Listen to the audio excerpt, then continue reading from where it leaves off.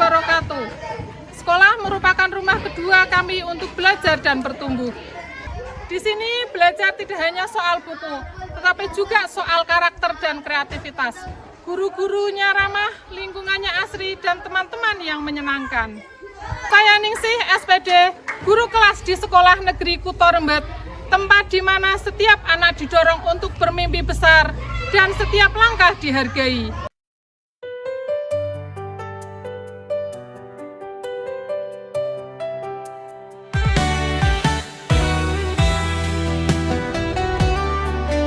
Setiap hari aku berangkat pukul 6 dari rumahku dengan menggunakan motor bebek tua yang sudah selama 10 tahun menemani perjalananku. Membentang, udara sejuk menyapa setiap.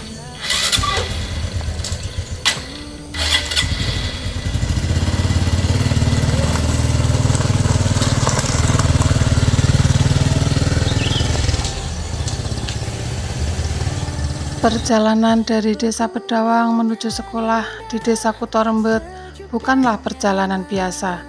Jarak 18 km mungkin terdengar pendek bagi mereka yang terbiasa dengan aspal mulus perkotaan. Namun bagiku, setiap meternya adalah negosiasi antara nyali dan kondisi alam. Bagiku, pemandangan ini bukanlah sekedar keindahan alam, melainkan tanda bahwa perjuangan harian akan segera dimulai. Ini adalah jembatan Lolong, jembatan peninggalan Belanda yang setiap hari aku lalui. Jembatan ini mungkin sudah tua dan berlumut, tetapi tanpanya langkah anak-anak di seberang jalan untuk meraih cita-cita akan terputus. Dengan semangat, ku tarik gas menuju sekolah yang tinggal beberapa kilometer lagi, dan tantangan sebenarnya ada di depan mata, yaitu Gunung Pawon. Gunung Pawon adalah raksasa batu yang berdiri kokoh, memisahkan peradaban dengan wilayah terpencil Kuto Rembet. Tak jarang, aku meminta bantuan teman untuk mendorong motorku. Namun ketika tidak ada orang lain, terpaksa ku dorong sendiri motorku untuk melewati jalanan batu yang terjal.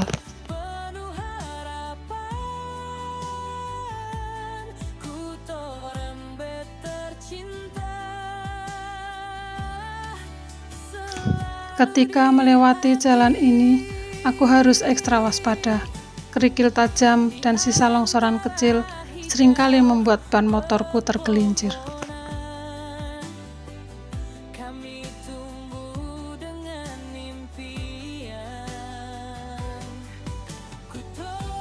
Saat melewati titik tertinggi di lereng Pawon, aku melihat sebuah sosok kecil di pinggir jalan.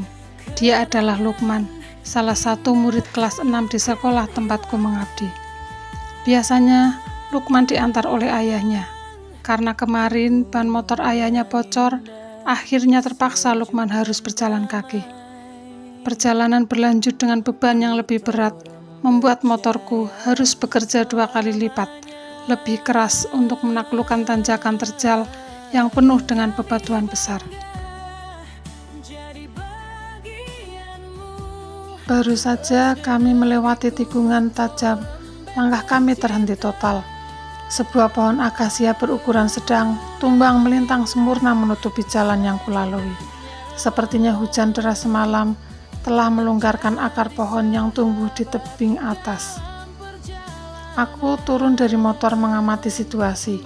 Di sisi kiri ada tebing tegak, dan di kanan ada jurang dalam.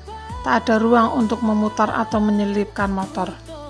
Aku turun dari motor, kulihat wajah Lukman yang khawatir, karena tidak ada satupun warga yang melewati jalan itu. Karena memang jalanannya sepi. Dengan dibantu tangan kecil Lukman, ku angkat ranting-ranting pohon yang menghalangi jalanku. Bersama-sama, kami menyeret dahan-dahan yang lebih kecil ke tepi jalan. Kaki gunung yang hijau membentang, Udara sejuk menyapa setiap langkah. Burung bernyanyi, angin pun berbisik. Setelah tercipta celah sempit yang hanya cukup untuk satu motor, ku tarik gas selagi motor tuaku. Gunungan indah, sejuk dan nyaman. Setelah menempuh sisa perjalanan, akhirnya kami tiba di gerbang sekolah. Suasana terasa hangat. Pagi ini, sebelum mulai mengajar matematika, aku mendapat satu pelajaran penting, yaitu hambatan ada untuk dilewati, bukan untuk dijadikan alasan untuk berbalik arah. Selalu di hati. Kami bersama dengan rekan-rekan guru menyambut kedatangan siswa dengan bersalaman dan mengucap salam di depan pintu gerbang. Semangatku langsung bangkit melihat wajah-wajah haus ilmu di depanku. Hari ini adalah jadwal pelajaran matematika, pelajaran yang sebagian besar murid menganggap pelajaran yang paling sulit. Sekolah tercinta, tawa teman. Hari ini aku tidak mengeluarkan kapur tulis. Sejak bulan lalu, sekolahku mendapatkan bantuan sebuah IFP.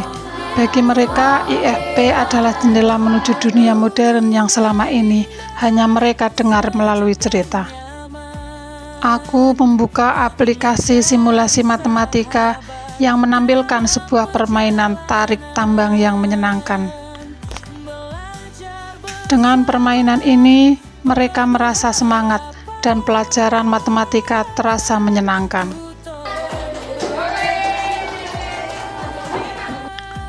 Bagiku, menjadi guru di daerah terpencil bukanlah hanya soal mentransfer ilmu, tetapi soal menjadi jembatan yang menghubungkan keterbatasan di desa dengan kemajuan teknologi dunia. Meskipun jalan menuju desa Kutorembet masih terjal dan penuh tebing, aku bertekad bahwa masa depan anak-anak di sana tidak boleh ikut terjal.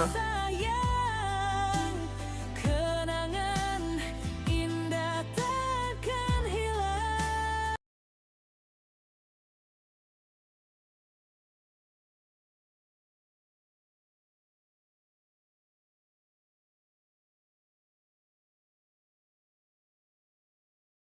Jaya selalu